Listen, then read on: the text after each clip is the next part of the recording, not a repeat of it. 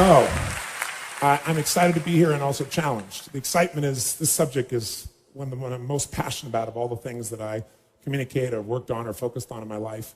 And that's because I believe if you're not happy in your intimate relationship, you're not happy. Because no matter what happens, no matter how much love we have from our children or how much we accomplish in our lives and how much we achieve, I personally believe in our soul, everybody wants that experience of aliveness. So I'm not just about marriages. I had 4 different fathers, so I know the impact that things can come from being in a position where families don't stay together. But frankly, I wouldn't have changed it. To see my mother miserable and unhappy, to stay with somebody, which is what she did with one of those relationships for 10 years, I wouldn't want to see her do again. So I'm not for the institution by itself. I'm not for the relationship. I'm for the people in it. And what I really believe, though, is it's a critically important institution, and I've supported it amazingly, but I want to make sure that the people within it don't just settle for being able to say, I'm still married. To me, that's not an accomplishment. I really don't. And I say that also because, that sense of aliveness affects your kids as much as anything else as well. And so I really believe that any relationship can be brought to love and passion again. But the challenge, of course, is that most people today have a perspective, an expectation, where the highest standard they have is not for themselves, but what they expect from their partner. And I think that's the number one reversal that has to occur in any relationship for things to transform. That as long as we're looking at what am I getting out of a relationship, then we're going to be disappointed, we're going to be frustrated, we're going to have challenges. And so my view of things is to shift that with people. And to do it in a very practical way is to really shift both parties, but also I focus on both male and female. But it is true that most men really do care, but they're not armed with the understanding of females. But I think understanding that and being actually applying it in an impactful way are 2 different things. And I think the awareness is the first step, but then training yourself so you can feel successful, because most men, and I think to some extent a great deal of women today, do not feel like this is an area they can be successful in. When you talk to people about the areas of their life that they feel strongest in, you'll almost always find they're stronger in their career, they're stronger in their relationship with their kids, they're stronger even in their body than they are in their relationship. And it's because it's so difficult when you're dealing with a person who is, got all these energies and thoughts and feelings that are completely different than you. And simultaneously, you have a love for them, but also you're facing the deep fear that everybody has underneath. And that fear is that love won't last. And when that happens, people start to really break up inside. So what I thought, my excitement is to talk about the subject and to really try and serve you. My challenge is, the shortest seminar I usually do is 50 hours, 50. Because I don't believe in getting up and just speaking and sharing a principle or something like that. What I really believe in is doing it. So I'll take people in a weekend and we'll talk about the principle, and then boom, we go after it so that it gets in your body. We do it enough times till you're doing it. You're not just thinking it. So, the short little time we have here doesn't come close to that. But I think I've got a format of some things I can introduce you to. So first, I want to thank you for the privilege to be here. Second, I'll tell you in advance that I'm going to try and cover a lot of territory in a short period of time. But also, in doing so, I'd like to make it more active. And what I mean by that is, when I look around and I see the challenges that most people have in relationship, I think the number one challenge is something I've seen for 30 years. And I don't just see it in relationship. I've always wanted to know the answer to a question. I've been obsessed by the question of what makes the difference in people's lives. I grew up very poor. I'm talking to my 4th father, and I'm saying, Mom, I'm confused. I was not popular in school. I loved people. So I was passionate about figuring out what's the difference in people. Why is it that some people are given everything? The type, they really do have parents that love them, that are there for them. They have tremendous educational background. They have all the economic resources, and they end up spending their life going in and out of a rehab. They had all the resources. And then you meet somebody who's been, abused, or no one's been there for them, or they've been physically abused or sexually abused, or the worst things you could possibly happen to a human being. And they turn out to be some of the finest human beings you'd ever meet in your life, who are out there working to help other people and make a difference. So we all want to believe that our lives have turned out because of our biography. And the reality is we can all find people with a horrible biography who have an extraordinary life, and we have people with an extraordinary biography who have a life that none of us would want to trade with. So what's the real challenge? And I believe that the challenge in relationships and in life in every area is emotional fitness. That it starts with how emotionally fit you are in a relationship. And there are patterns that make people emotionally unfit. There are patterns that make people frustrated. There are patterns that make people depressed. There are patterns that make people angry. There are patterns that make people feel sorry for themselves. And there are also patterns that make people compassionate, playful, physically passionate, emotionally strong. You know, there are different patterns, and they stand out to you when you've been around that many people. So I've had now 50 million people get my books and tapes, but I've been with 3 million people face-to-face from 80 countries. And when you're around those many people, the pattern becomes clear. And I've been able to use those patterns, and that's what I want to kind of expose you to tonight. And frankly, you know, I think these patterns are common sense. But, you know, how many of you notice that common sense is not too common? You know, everybody's like, oh, yeah, that's simple. But, you know, a lot of people say, I know this stuff. Well, if you're not doing it, you don't know it. You understand it. And understanding and $3 will almost get you a cup of Starbucks these days, you know? It's really nice to understand things, but that doesn't change anything. You got to get in your body and actually do it. But I've learned enough of these patterns that now, over the last, 20 years or so, of the 30 years of my career, I'm the guy that gets the call when the fire starts. You know, when the athlete is burning down on national television and something's got to be done right now to turn them around. And, I either get them or I don't. And for 30 years, I've gotten them. That's how I've built my reputation. And that you've got to produce results right now. And I'm able to do that because of an understanding of these need structures I'm going to talk to you about. Or I get the call when the child is going to commit suicide, or the adult. And in 30 years, knock on wood, I've never lost one suicide in 30 years. That doesn't mean I won't someday, but I never have, not one single time out of the thousands of suicide attempts. And it's again because of understanding these needs I'm going to talk to you about. I get the phone call, in the middle of the night, true story, and it's the President of the United States saying, Tony, they're going to impeach me in the morning. What should I do? And I say, could you have called me sooner? True story, So in the experience of looking to make those changes and looking at how to change, same thing in relationships, couples that are gone, the films that I wanted to make with Chloe, I said, let's not make films with couples that have troubles. Let's make couples that look like they've gone beyond the edge. By anybody's estimate, there's no way to turn it around.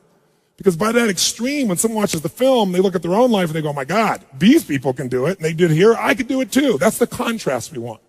But the basis of all that I do comes down to knowing that the difference in your life, your relationship, your physical life, your emotional life, any aspect of your life comes down to this sense of psychological strength or emotional fitness. And what I mean by that is this. Let's go straight to relationship for a second. What is relationship really about? Intimate relationship. Well, other than a friendship, the only difference between a friendship and an intimate relationship should be intimacy, which is why we call it love and passion.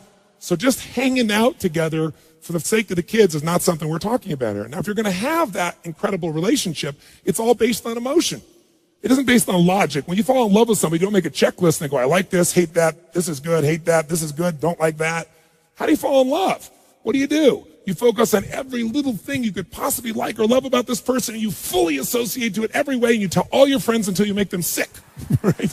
And you're talking about him, you think of those person, I love when she does this, I love when he does that, that's an amazing, and you're talking about him, you're thinking about him, and you put whole bottles of cologne on, and in the middle of the night, you take extra showers, middle of the night, you're thinking about him, you call him up, it's 2 o'clock in the morning, and you go, I was just thinking about you, sorry to call so late, but were you thinking about me? And they say yes, and you're like, ah. Who's been there? Raise your hand and say, I. Yes. Now, if you're not raising your hand, we really have problems for you at this stage, right? So what's interesting is that experience, how long does it last? That was really a long, quiet answer to that one. Can it last forever? Yes or no? Yes or no? Notice I got people that work with people in their relationships saying, no, that's not encouraging. Yes, because many people in this field think, oh no, that's a phase in the relationship. That phase, where everything is just la la la beautiful, and having that expectation is, that's what's wrong with people. They need to lower their expectation and get realistic about marriage. That is not what it's about. I want to tell you something. I've spent the last 20 years of my life interviewing people that are having amazing relationships, who've been together 20 and 30 and 40 years, and they don't just hang out, they love each other, and they're passionate for each other. Passionate. I interviewed a couple who came to one of my seminars. It wasn't a relationship seminar. And they're at one program I call Date with Destiny that I do. It's a 6-day program. And for 5 days in a row, this couple sat in the front row. He was 92 years old. She is 89. And they were playing so full out. I mean, so full out. Because my seminars are not about just sitting and listening. We do stuff. But during any break or sense of a break, they were touching each other, holding each other, and it was getting out of control. It was like, get a room. And so, it was really tough, and they kept me in the front row. I was a little distracted here, So finally I stopped everything I was doing and I said, I want to interview you two. Come up here on stage. And I brought them on stage, got 2 chairs, and I said, I want to understand something. I said, you guys have been married how many years? 52 years. That's amazing. Now, clearly you love each other, but it appears you also love each other. And they said, oh, yes. And I said, you guys seem to have a lot of passion for each other. And they both said, oh, yes, of course. I said, what's the secret to your 52 years? And the lady said, well, you can't just love, gotta touch. And everybody cracked up, you know. And I said, well, so you still at this age have great physical passion? They said, of course. And he said, oh my God, I live for it. He's 92, right? Right? And I said, well, what's the secret to your physical passion? And she said, well, we try anything once, and if we like it, we do it again. I thought, okay, that's good. So if you think about a relationship, other than the maintenance of some responsibility, people today in our society won't do things just for responsibility. They've been taught to focus on themselves, unfortunately. And while we all have to have a sense of responsibility, what's even greater, it's like discipline. Discipline never works long term. Never.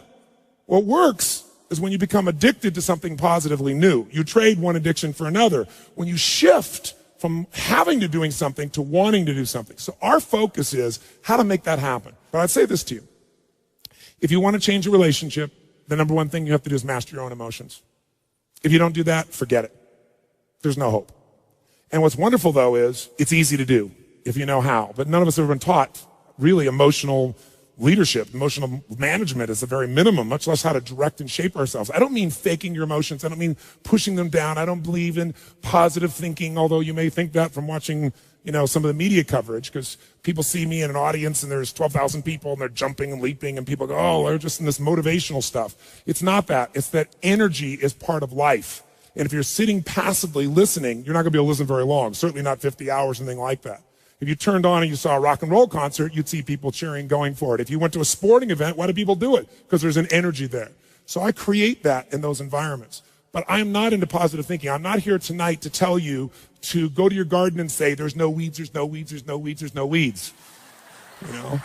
I'm very clear that I believe that life is about leadership and being truthful to yourself. And so I believe, number one, that the mandate for any great relationship and the mandate for anybody to lead their own life and not be a follower is you got to see things as they are, but not worse than they are. Because that's where most people go. That's where they go in relationship. That's why they start to tear it down. That's why the relationship starts to break down, because people get scared when it isn't working out, and then they make it worse than it is so they don't have to try. Because they don't want to try again and be disappointed. They don't want to feel that sense of rejection. They don't want to feel that sense of failure. So most people make it much worse than it is. People tell me all the time, oh, I'm skeptical or I'm pessimistic. I said, no, you're gutless. It takes no guts. It takes no courage to be a pessimist, to say it's not going to work, to try to find out what's wrong. What's wrong is always available. It's always what's right. So I'm not into positive thinking, but I am into intelligence. And intelligence says, see it as it is. Don't make it worse than it is. I mean, people all the time say, my problem is I'm big bone. No, you're freaking fat. Tell the truth. You know, what is this big bone story? You know, the only way it gets better is if you can see how it is. Don't make it worse than it is. Don't try to make it so it's impossible to change. That's not true. It's not true at all. The second mandate, I think, to changing anything in your life, to leading your life, is once you see it as it is, not worse than it is, then you got to see it better than it is. Because that's the thing that's missing from most relationships. There's no vision. I mean, without a vision, in the Bible it says people what? Perish. And when a relationship has no vision for greater than where they are, that relationship is going downhill, if not destroyed. I believe that every relationship, every part of life, every part of a human being needs a compelling future. If the future's not more compelling than today could be tough, but if the future's compelling, we can get there. And that's what every leader does. And every one of you in this room, and I know some of you are here, I guess, from the general public as well, just for your own relationships, I really acknowledge you for. But I know that you're from the military here, I know the therapists here, people from all walks of life. You're all leaders. What's your job? To lead. Your job is to help people see it as it is, not worse than it is. What's your job? Help them create a compelling future. See it better than it is, so there's a reason to give my all again. Otherwise, there's just no juice. There's no energy. Why? They'll go through the motions, complain with each other, not really believe it's going to work, and nothing will change. And then finally, the third step that we've all got to do if we're going to change our life or anybody else's is make it the way we see it. And that's where strategy comes in. I try to take things that are complex and make them as simple as possible. I've noticed most people in the psychological world try to make it as complex as humanly possible. Because it makes us feel so sophisticated when we can talk with all these complex words and elements and so forth, and we can really, we got our degrees and we're somebody. But you know what? That doesn't help anybody. So I look for a nickel word and not trying to sound harsh to get to the heart of something. I'm trying to take something complex and make it simple so that people really will apply it. And that's the focus here. So if you and I are going to talk about relationships as a whole and say, what are they? I come back to the base of it. It's all emotion. That's all it is. If two people are both high as a kite, they're having the time of their life is going well, their work is going well, everything's going well, what kind of relationship are these two people going to have? You tell me. Good, great, average, terrible, what is it? Come on, yell it out. Great. You know it's going to be great. Because in an emotional high, everyone communicates well when they're in a great state. Isn't it true? Men and women, even men communicate well when they're in a great state. Right? Is it true?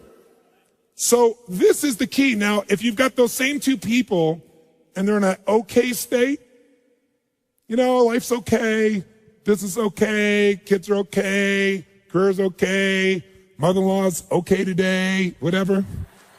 If they're both okay, what's the state going to be like? What's the relationship going to be like? You can predict it. What's going to be like? Good, great, average, what would you say? Average. If both people are suffering, they're hurting, they're in pain, frustration with their work, overwhelmed with their kids, some challenge with a family member, hitting a stage of life where they're questioning their identity or their future or what they can do. They don't have a compelling future. And they're both in a low state. You tell me, you know it, you've got the experience. What kind of relationship? Good, bad, great, horrible? What would you say? Quick. Sucks. Technical term. Thank you, sir. It sucks. Yes, that relationship is going to suck in the technical term. That relationship is going to have huge challenges because in that state, you're in the danger zone. People are going to say things, they're going to react to each other, they're going to respond in ways that really aren't a reflection of who they are. They're a reflection of the state they're in. How many of you have ever snapped at somebody, had nothing to do with them, it was just the state you're in, your body was hurting, you're going to something? Who's ever done this? Raise your hand. Say, I. But the problem is, we have a much higher standard of what we expect from our spouse. And when they do something like that, we rarely forget it, right? And so then it starts to stack. So as Chloe described the process of stacking great memories, most people get to where they are to the point of seeking you out because they've stacked the negative experiences. They didn't just take one experience and come to you. It's a series of experiences usually that have stacked and stacked and stacked until now it's like if I took my arm here and I rubbed your arm like this, no problem. But if you get a scab there and we touch you with a feather, you're going to jump out of your skin. It's the same thing of where people are. So building emotional fitness is the number one gift you can give anybody, because otherwise if they come sit down, and I can't stand it when I sit down with couples like this, they're such whiners. And I just tell them that. He does this, she does that. I say, do you know what you sound like? Let me record this and play it back for you. Because we live in a world where everybody's focused on what they're not getting. And as you do that, there is no relationship. A relationship, when you're in love with somebody, what will you do for them? What? It's not a trade. It's not a, okay, I did this because you did that. If that's it, all you have is a transaction. That's why I honestly don't like the word partner. Because partner, it's a transaction. You got a business going. We got a deal here. We got some rules that we abide by. And I think that that is a reflection of what most marriages have become today, because our culture has hypnotized us. Our culture has hypnotized us into believing that this is what you should adjust to. And frankly, I know many therapists who are constantly trying to adjust to someone and say, well, no, this is just, you have to adjust to this stage of your relationship. This is where it is now. That spark that people had initially can come alive at any point, but it can't happen without the emotional fitness. So you and I, if we're going to transfer this to somebody else, frankly, we got to have it too. And think about this.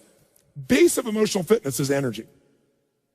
If you're exhausted, how the hell are you going to have passion in your relationship? I mean, people come home and it's like, even, especially if, let's say one's kind of excited for whatever reason, kind of frisky or excited to be with that person. Let's say that lucky moment happens. Usually the other one's like, oh, honey, I love this, wonderful, but I'm exhausted. I got to eat something. I got this to do tonight. I got to prepare for that. I got to answer my 500 emails. And it just drops to the floor.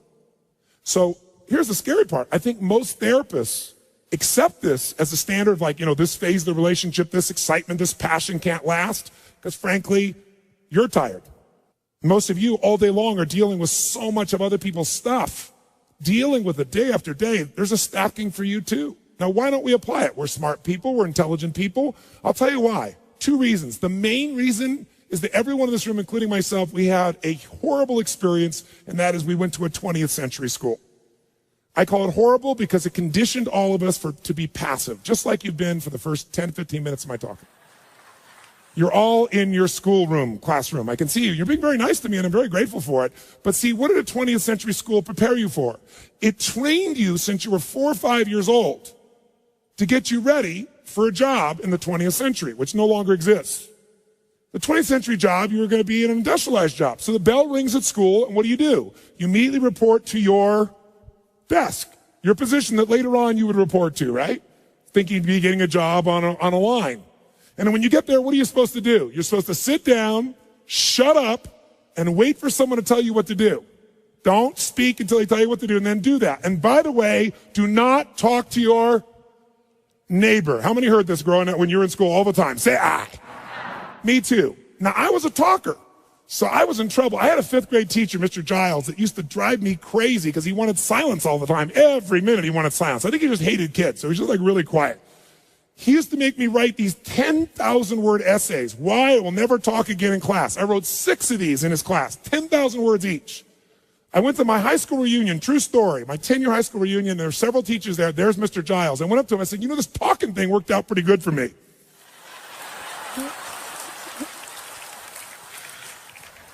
Here's my point, though. My point is we've all been taught to passively take in information, right?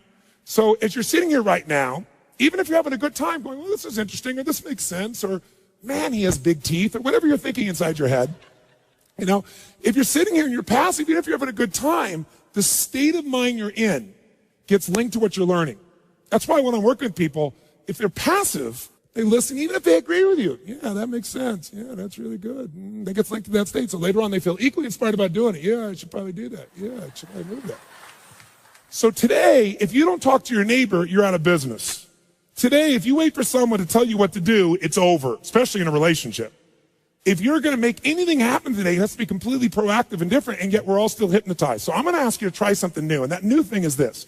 When we're doing this seminar right now, and we take some information in, if you listen to me passively, research shows you'll remember less than 10% of what I said within 3 months. In fact, some studies is less than 30 days, which basically means you wasted your night, and I did too. If you listen and take a few notes, research shows even if you want to read the notes again, it goes up to 40 to 50% retention.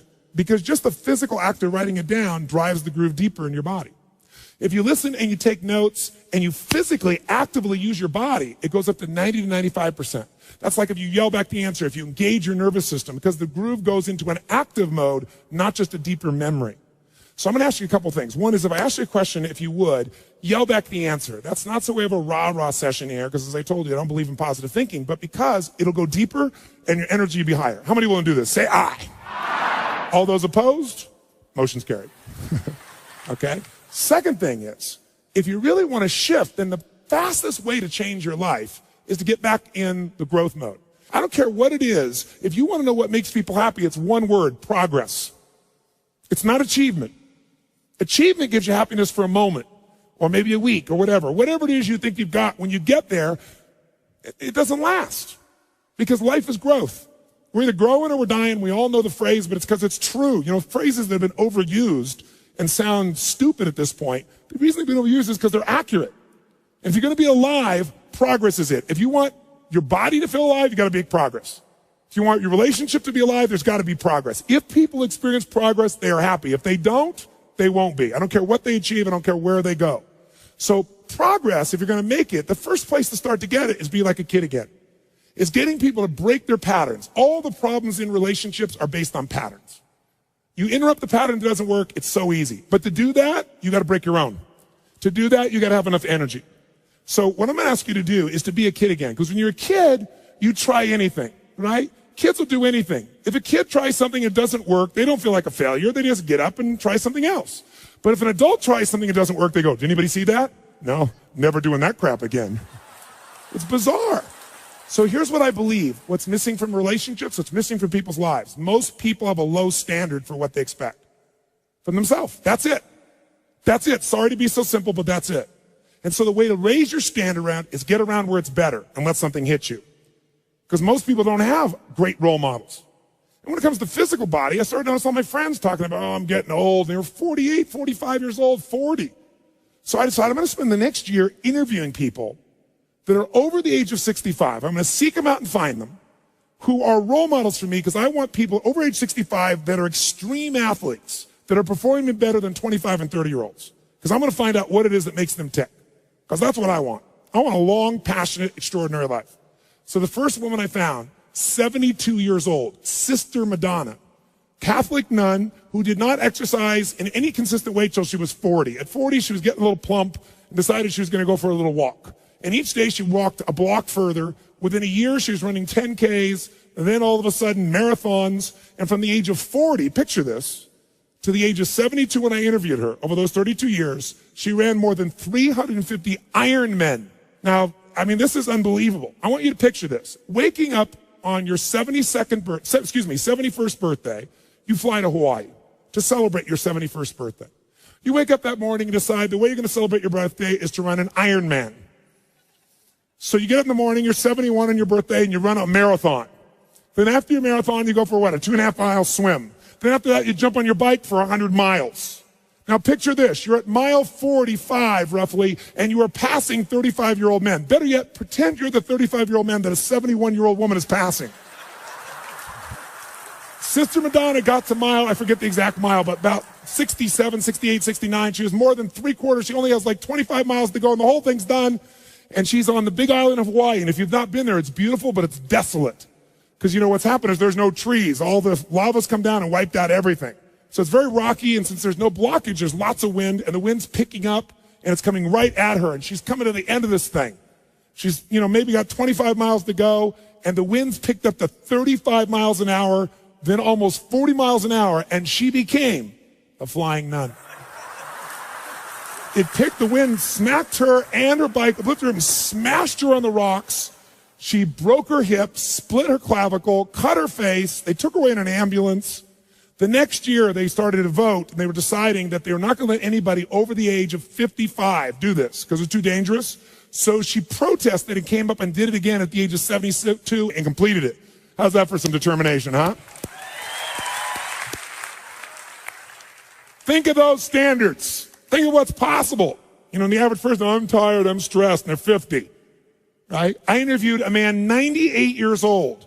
The way I met him is at the New York City, each year they have a race up the Empire State Building, up the stairs. And obviously most people running are 20, 25, 30 years old, maybe 35. 98 years old, running up the Empire State Building steps as a warm-up to the Boston Marathon. So here's what I say to you. If you want to bring a gift back to the clients you work with, the first one you better bring is a renewed energy. A different standard of what you expect from yourself, because the energy is transferred to people. Words by themselves don't do it. If you take these words and you think of words like a little stick pin, you buy a blouse for a little stick pin, that's a word, and I throw it at you. Will you feel it? Maybe. But if you wire to the back of it an iron bar called emotion, boom, you can put that right through somebody's heart. And it's hard to do that if you don't rejuvenate yourself. So here's what I like to do. Ever see a kid walk through a living room and they kind of like, you know how old somebody is by the way they move, don't you? The older somebody is, the less they move. Total rigidity is also known as death. And did you ever watch a kid do this when they're a kid? They're kind of like walking around, they walk through the living room like this, and all of a sudden they go, woo! They just keep on walking like nothing's happened. Whoever did this when you're a kid, come on, say I. Okay, well, I want you to get in that kind of a playful mode. My way of looking at this is this. If you're not a kid, you're not flexible. If you're not a kid, you're not still learning. If you can be in that mode, you don't take yourself so seriously, you can add so much more value. So my view is, at 47, I'm still a kid, and the way I use this is this metaphor in my mind. I imagine that my metaphor for life always as a test is if I'm walking along and there's been a big rainstorm, and now there's a big puddle in your way. Regardless of your chronological age, your psychological age is the one that affects you, isn't it? I mean, these people I talk to you about, chronologically they're old, but psychologically they're much younger than 20-year-olds. So if there's a puddle in your way and you're an old person mentally, how do you deal with a puddle? Come on, guys, what do? No, you don't just walk around it. You walk around the puddle and moan while you walk around it. Isn't that what old people do? What does a kid do when they see that puddle? What do? Wham, right? How many of you are willing to be a kid with me for just about 90 minutes? You can always go back to being an old fart later if you want to. Raise your hand, say I. Okay, I'm going to give you a test. Stand up. Shake your body out. You've been sitting for a while. Stretch a little bit. Go over to one side and give it a deep moan. Oh, come on, moan, other way. Back, moan. Forward, deep moan. Kind of shake your body out a little bit. Get a little blood flowing in there again. Now, what determines the quality of a person's relationship more than anything else? Well, there are lots of answers to that question. I wouldn't say there's any right answer, but I would say to you the number one thing is their level of emotional fitness. Now, their emotional fitness, though, can be determined by a lot of things. But the most basis of it is how you feel emotionally. It has to do basically with your psychology, doesn't it? Your mindset, your model of the world, the way you interpret what things mean. Because meaning produces emotion. Change somebody's psychology, you can change their life. Don't do that, nothing else changes. I have a friend who just made a documentary called The War Tapes. She was offered to go to Iraq and to be embedded with the members of the National Guard or whatever it was in the state she was in. And she said, you know what I want to do instead? I want to give the troopers cameras and let them shoot. If you haven't seen this documentary, it's unbelievably intense and beautiful because it shows war at all the levels of it. You see the humanity of it, the inhumanity of it, shot through these men's eyes. But the reason I tell you this story is I asked her what moved her most, and she said there was one man she followed up with who was blown up, and she went to the hospital to see him. And she said, Tony, she said, just brought tears to my eyes because I walked in and he had this big smile on his face and his left arm is gone. And she said, I sat down with him. He was sitting at the table and we started talking. And she said, I couldn't believe it. I thought maybe he's on drugs. Maybe he's in shock. Maybe he's just trying to put on a good front. And she said he was genuinely grateful to be alive and happy and grateful to God. And she said, well, why? And he said, because I'm a righty. But here's the killer piece of what she told me.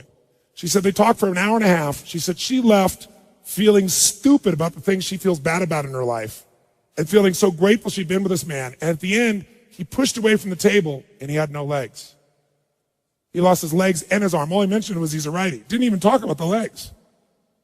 So most of us are unfit emotionally, which means something in our psychology has made us weak. Part of it is, how do you build the muscles? Push through difficult times. And most of us today in our society, what we think is difficult would be somebody else's idea of the greatest dream on this earth. And people have forgotten that. And so they get bitchy and whiny and complaining about the littlest stupid things. So we got to start with ourselves. So let's learn about your psychology first, shall we? Let's do a little test. Pull your hands out like this. And when I say now, bring them together like this. When I say now. But I like people who anticipate. That's good. Ready? Now. Ready? Now. Ready? Now. Keep your hands together. Extensive psychological research over 35 years has shown something interesting. Just like in relationships, we develop patterns we're not even noticing. Like no matter how many times I pull your hands apart and bring them together, you'll usually have the exact same thumb that you'll drop on. If your left thumb is on top of your right thumb, research shows that the driving force in your psychology is the desire for sex and you're an incredible lover.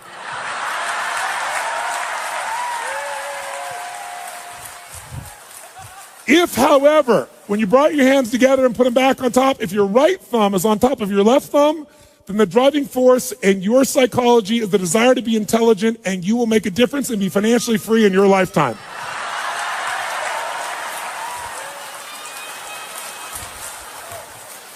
Check out this man. He's got a thumb fight. Do I want the sex or the money? The sex or the money. If your thumbs didn't cross, they just lined up equally like this, it means you think you're sexy, rich, and smart, but you're none of the three and never will be. This has nothing to do with anything, just making sure you're awake. Okay, shake your body out. Okay, how many agree that if your emotion is high, you can deal with stuff a hell of a lot better? Say aye. How many agree in a relationship's a hell of a lot better when you're high? Say aye. Good. Then let's see how to go from high to low and how you do it. Because the illusion is something makes us feel a certain way. But the truth of the matter is you could say, they said this and it pissed me off. Well, somebody else could have said it and it doesn't piss you off. So all it is a belief about how to respond. But the emotion itself, you trigger. Even good emotions. If, like, you kiss somebody and wham, Mr. Happy comes to full attention, you're so excited. Where does that feeling come from? Does it come from wet tissue touching wet tissue? You know, if that was true, kissing your dog would excite you. It's because you have a belief in your head that someone who's shaped like this, someone who shares the same spiritual values as you, somebody who kisses me like this, wham, I feel like this. But if they're not spiritual like me, or if they're shaped like this, or they kiss like this, you go like this. It's a belief system. Emotions at their rawest form are always available. And we do emotions. They don't happen to us. And that's the lesson we want to get in our bodies and we can teach our clients. And here's what I want you to see. Emotion is created by motion. Emotion comes from the way you move. If I said to you there was a depressed person behind curtain number 1 over here, and for a $100,000 donation to your favorite charity, if you could describe their physical body without even seeing them, I know you could do it. Tell me, what's their posture like? Quick. Nice and loud. What is it? Where's their head? Where are their eyes? Breathing full or shallow? Muscles in their face, up and tight or slack? Now, how come, 2,000 of you all agree? Because you've practiced this crap before, haven't you? Now, if you take somebody like that and you change their physical body, that's what science shows today. You just radically change their physical body. You change their biochemistry like that. It's not a fake thing like hiding your emotion or pretending to be happy. A radical change in the body produces a radical change in emotion. So let's do a subtle little test for this. I want you to shake your body out. And here's what I want you to do. In a moment, I'm going to ask you to approach 5 or 6 people as quick as you can, next minute or two, and introduce yourself to people. But when you introduce yourself to them, I want you to do it in a very specific way, in a very specific state of mind. I want you to greet people as if you feel like meeting them is a total waste of your time. Like they're scum, why do you have to meet them? So it might look something like this. You, sir, come here. Come here. What's your name? What? Frank. Frank? Bill, get out of here.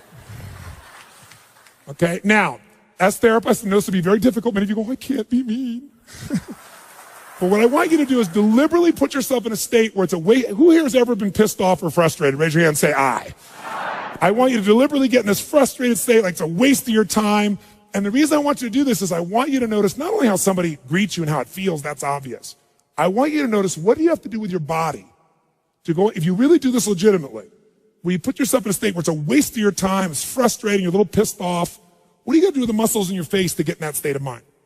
What happens to your breathing to get in that state of mind? How do you have to change it? How do you move? What gets tense in your body? Do you go straight towards them or do you hesitate? Do you talk loud or more quiet, fast or slow? I want you to notice the physical things you have to do to go in this state. Now, if you don't do this, like if you just do it kind of half reared, then it'll be like, why are we doing this stupid exercise? Be like a kid, not like a boring adult. So stay in state, notice what you do, total waste your time. You got 1 minute, go. Meet as many people as you can, go.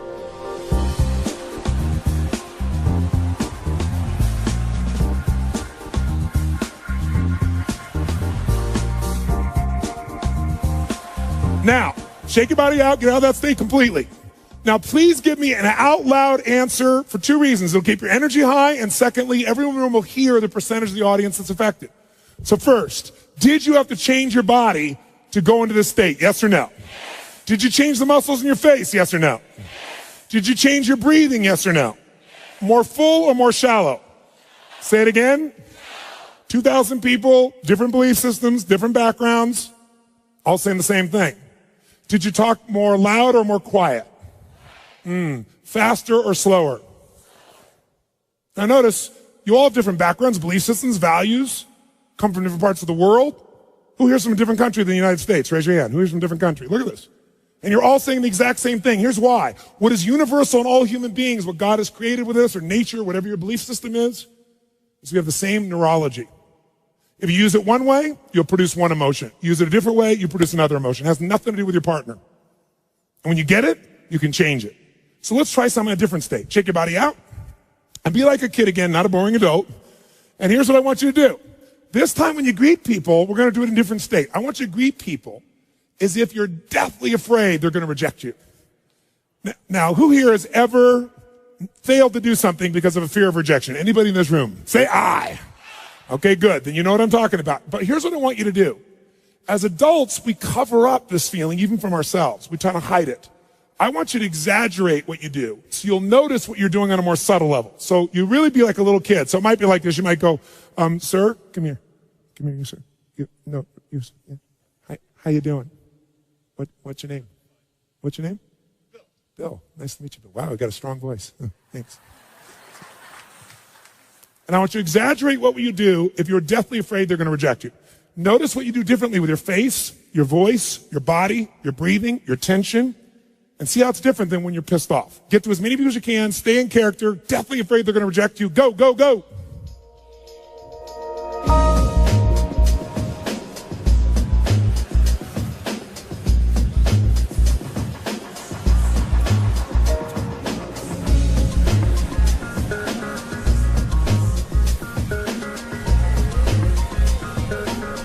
Give me an answer nice and loud, please, so your energy's high and you hear it. Did you have to use your body very differently to go in a state of fear of rejection than pissed off? Yes or no? Yes. Did you change the muscles in your face? Yes or no? Yes. Did you change the way you were moving? Yes or no? Yes. Did you change your breathing? Yes or no? Yes. More full or even more shallow than when you're angry? Which one? Say it again. Mm-hmm. Did you talk louder or quieter? Faster or slower? Again, 2,000 people roughly all saying the same thing. Interesting. Because in order to feel a fear of rejection, you got to do something in your body regardless of what somebody says. It's something you do. It doesn't happen to you. Let's do one last one. Shake your body out. Try a different state. This time, I want you to approach people as if whether or not they like you or not will determine whether or not they do business with you or not, which will determine whether or not your children eat next week. In other words, if they don't like you in the first 3 to 5 seconds of meeting you, and people would never make such a judgment so quickly, would they? If they don't like you in the first 3 to 5 seconds of meeting you, then in case you don't have kids, everyone you care about dies like pigs in hell. It's that important they like you. Let's see if you use your body differently. Ready? Go, go, go.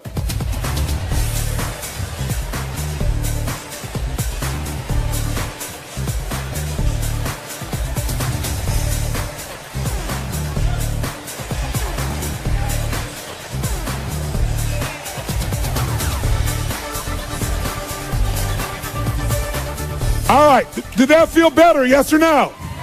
Yes or no? Did you use more of your body, yes or no? More of your face, yes or no? Did you breathe more full or more shallow? Did you talk louder or quieter? Did you move faster or slower? Did you hesitate or go straight for them? Did it feel good? Why? Because emotion is created by motion. If you use more of what God has given you, you will feel more. But most of us have learned to shrink how we use our bodies in the cultures we live in today. Most people's idea of exercise is fill the tub, pull the plug, and fight the current. People get injured typing today. Ooh, that hurts. Scary. Use your body, you will feel more alive. And the same thing is true with these couples. Now, was that the best greeting you're capable of giving another human being? Yes or no?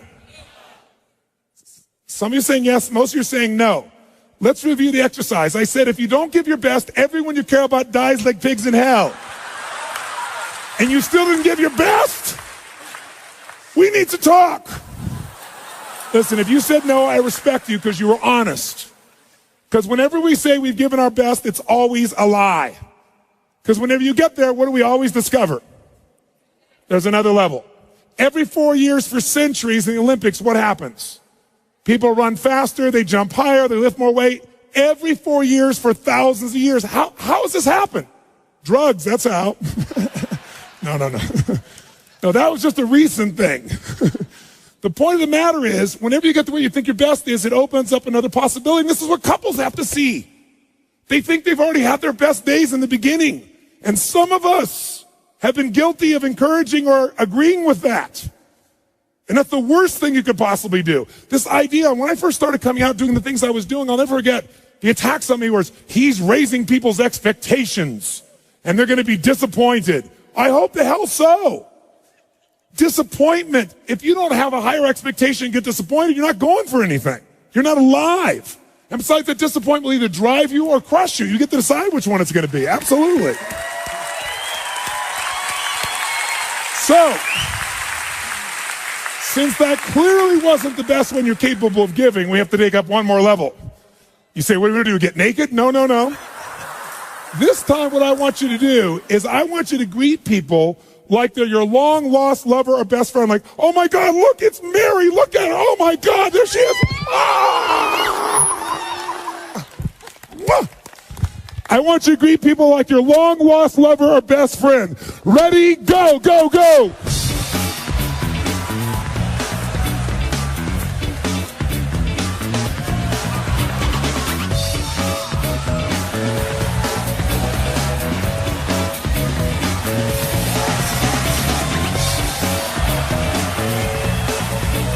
Did that feel better? Yes or no? Yes or no? Did you use more of your body or less of your body? More of the muscles in your face or less? Did you breathe more air in or were you more shallow? Yes. Did you talk faster or slower? Did you hesitate or go straight for them? Did you talk louder or quieter? Did you touch them? Oh yeah. Did it feel good? Why? Because I told you to. Very good, sir. Thank you very much. Because emotion is created by... That's right. Now, most people get in a relationship because they're after some emotion, not another job. True or false? And for most people, it becomes a job. And then many people encourage them to stay with the job, which is a nice thing. But wouldn't it be nicer to have them enjoy the job and not have it feel like a job? And the only way to do that is we've got to rejuvenate the individual. There's nothing worse, nothing on earth, than two emotionally unfit people put together. Because what is a relationship's purpose? Why do we get in relationships? Someone tell me. To grow, to experience love, to be happy, to learn deep spiritual lessons, to have someone to bitch to. Thank you, sir. Very good. Someone to bitch to. Now, here's what's interesting. Everything you would say to me, whatever you're going to say to me about why we get in a relationship, underneath it, even if you say, so we can make a difference in the world together. But why do you want to make a difference? Because it's going to make you feel something. There's only one reason we get in a relationship, to magnify human emotion. That's it. That's God's gift. How many of you, when you're excited about something, first thing you think about is who you want to tell or share it with? How many of you have relate to this in some way? Say, I. So some people use a friend, but the intimate relationship, if it's not only safe, but there's real love and passion there, there's no greater place. If there's trust, if there's respect, there's no greater place for this. But the challenge, of course, is most people don't have it at that level. And one of the reasons, again, is there's not that emotional fitness. Here's what you got to know. People feel they find their center of gravity and then they blame their partner. And here's what I mean by this. When 9/11 happened, I'll never forget, I had this experience. I was in Hawaii. I was doing a program there for a couple thousand people from 45 countries. We were translating 4 languages simultaneously. It was a 10-day program I used to do that was full tilt from 8 in the morning to midnight. I mean, you had people from all over the world, real leaders. And I just said, living. When do people really begin to live? When they face death. If they face death and they look it in the eye and decide to live, they really start to live. And I said, what would your life be like if in the next 10 days you knew you couldn't get off this island and these are the last 10 days of your life? What would you do different? Who would you call? What would you say? What truth would you tell? What feelings would you share? And I went on with us for like 15 minutes. That night, 9/11 happened. At 3 o'clock in the morning, they called me to tell me the buildings had just dropped. And we had 200 people from New York there, because I have a lot of people in the financial district that are my clients. And there were at least 45 people we knew immediately that had lost their entire company, all their friends, family, their husbands, their wives, instantaneously. 3 o'clock in the morning, you go outside, and it was pandemonium. Because you got people from all these cultures. Every religion was represented in the room. And so outside, there were people that were crying uncontrollably because they knew the end times were here. There were people out there that were fighting because some people were celebrating. I mean, it was brutal. No one thought I'd get everybody in the room. I got them in the room, and I said, today is about emotional mastery. That was the scheduled portion of that day it was supposed to be. I said, and this is the real test. And so we brought people together, and I got people to express to me and tell each other, at the moment that 911 happened, what did they focus on? Because these are 3 decisions that shape your life. Number 1, what are you going to focus on? Right now while I'm talking, you're making a decision what to focus on, and it's what shapes your life. It shapes every relationship. It shapes your entire destiny. Are you focused on what this is going to mean to your life? Are you focusing on who the hell is he to tell me that? Are you focusing on the smell of your neighbor after that jumping up and down? Whatever you focus on, you feel, don't you? Even if it's not true, you feel it. So focus is the first decision we make. Second decision is, what does this mean? Is this the end or the beginning?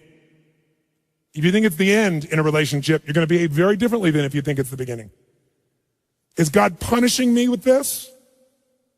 Is God teasing me? Is God challenging me? Is this God's reward? One shift in meaning instantaneously changes your emotion, and your emotion is your life. And then the third decision we make every moment is, what are we going to do? Pull back, go forward, give up, sit down, stand up, make it happen. So I ask people, what'd you focus on? What did it mean? What'd you decide to do? And people stand to share this. And afterwards, one woman raised her hand, and she was from New York, and she said, you know, last night after your talk, she said, my boyfriend had asked me to marry him. And I told him no because my previous fiance had been murdered and killed, kidnapped and killed. And she said, I'm not over that. And he said, well, you go to that stupid seminar, then it's over between us. And she said, then fine, it's over. And she said, then when you said that first night, I got chills. So I called him last night at midnight to leave a message to tell him how much I love him, that I want to marry him. And she said, he called me back at 3 o'clock this morning. She said, but I didn't get the message, but I have it here. And he was at the top of the World Trade Centers where he worked. And she actually has his voice. She was on Larry King later on sharing this. And he plays this thing on and he says, honey, I can't tell you what it means to me to get your message and to know that you love me. You can't imagine how much I treasure it. And he said, unfortunately, I have bad news. He said, I don't know what's happened, but the whole building's on fire. And he said, I'm not going to get out. And he said, so I just want you to know, he said, that I love you so much and that you've touched my heart and my soul so much. And if there's only one thing I could say to you is, you must be asking why God would do this to you twice with 2 different men. He said, I don't know, but maybe it's a lesson, honey, that whatever you do every day of your life, love and don't ever hold it back again. Don't hold back love. Don't hold back anything. Love every day you've got. I love you. And he hung up. Everyone in the room is crying uncontrollably. And then the first man who stands up is a man from Pakistan. He says, I just want to say I'd like to hold your hand and say that I feel sorry for you and cry with you, but frankly, I'm from Pakistan. I'm a Muslim. This is retribution. It was like a war broke out in the room. And so I brought him on stage, and I brought a man on stage who was an Israeli man who truly was, to say the least, more than upset with this man. He has family in the occupied territories. He worked in the Twin Towers, so if he'd been there that day, he'd been dead if he wasn't at the seminar. And we merged these people. But the biggest lesson I got, and they became friends, and they worked together for peace, and it's been, 5 years, whatever it's been now, 6 years. The bottom line, though, is this. I noticed something that day. Angry people got angry. Sad people got sad. Worried people worried. Loving people loved. This one woman was so pissed off, so I went around and asked her about things. She wasn't from America. She knows no one in New York City. This didn't affect her in any way, and yet she was raging about this thing. I said, you just get pissed off all the time. You use rage all the time. And she kind of smiled and goes, well, it's kind of like jet fuel. I brought up this woman who worked in the hospitals in New York, and she was guilty that she wasn't there to help people. But as you dig underneath, she always finds a way to be guilty. Here's my point. People, how many of you know somebody who always finds a way to be pissed off no matter what happens? How many know somebody that say, I? And how many of you know somebody that isn't funny, but they think they are? And they laugh so hard at their own jokes that you find yourself laughing too. How many got somebody that say, I? Who do you want to be with? Not hard to figure out, is it? Emotions are a habit. And when we go to relationship, all we do is magnify them. And then we find reasons to back them up.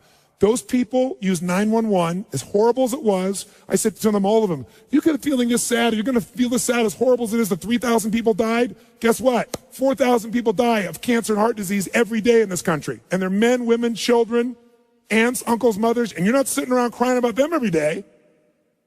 Why are you so selective in your compassion?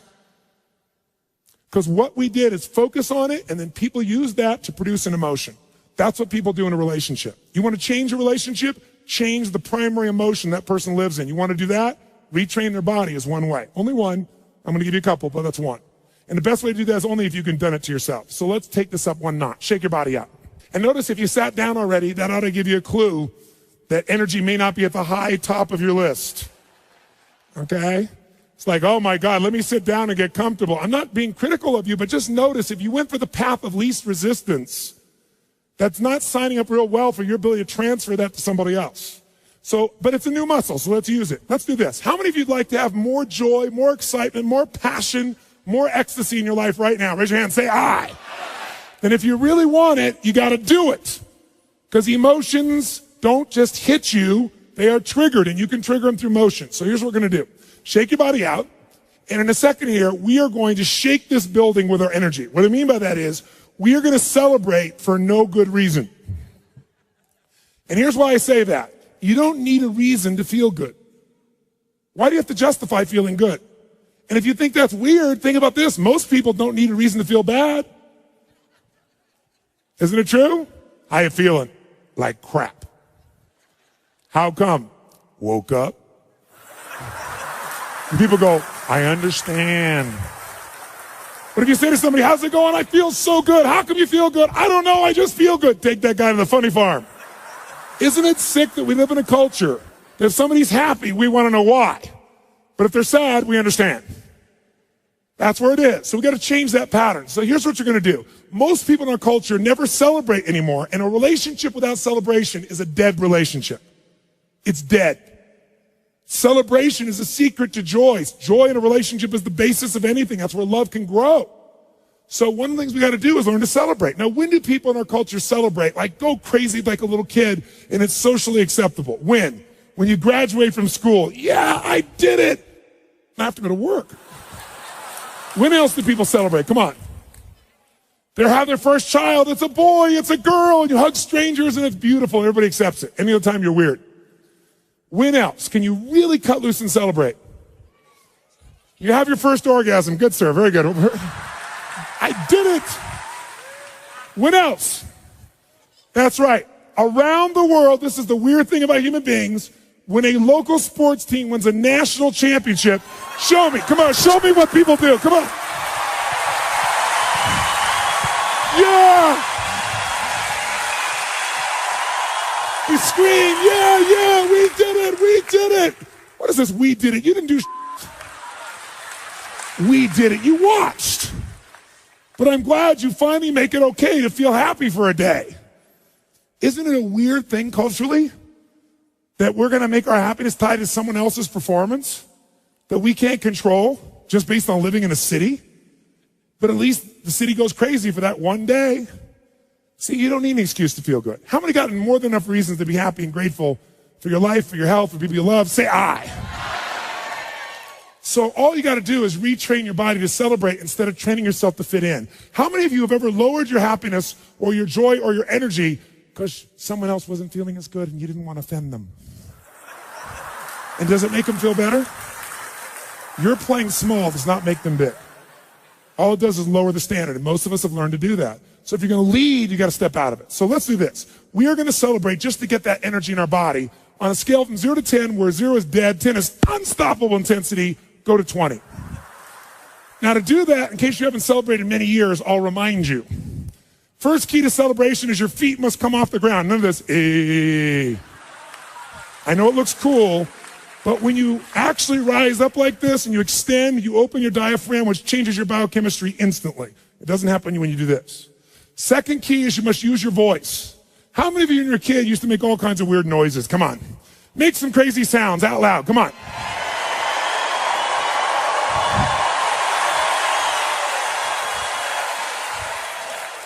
I got a question for you.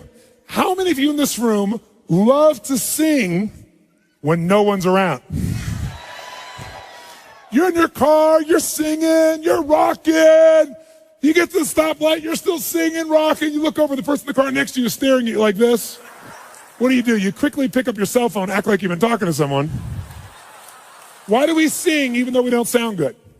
Why do we like it? That's right, because emotion is created by, and to sing, you have to move parts of your body you don't normally move. And if you don't use it, so we like it even though we don't sound good.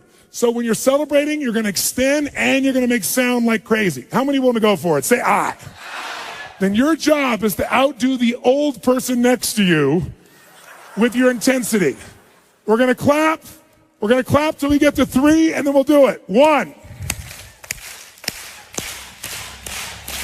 2, 3, go! That's it! Come on! Come on! Use your voice! Get a high five from the people around you. Grab a seat. If you feel better than before, make a fist and say yes.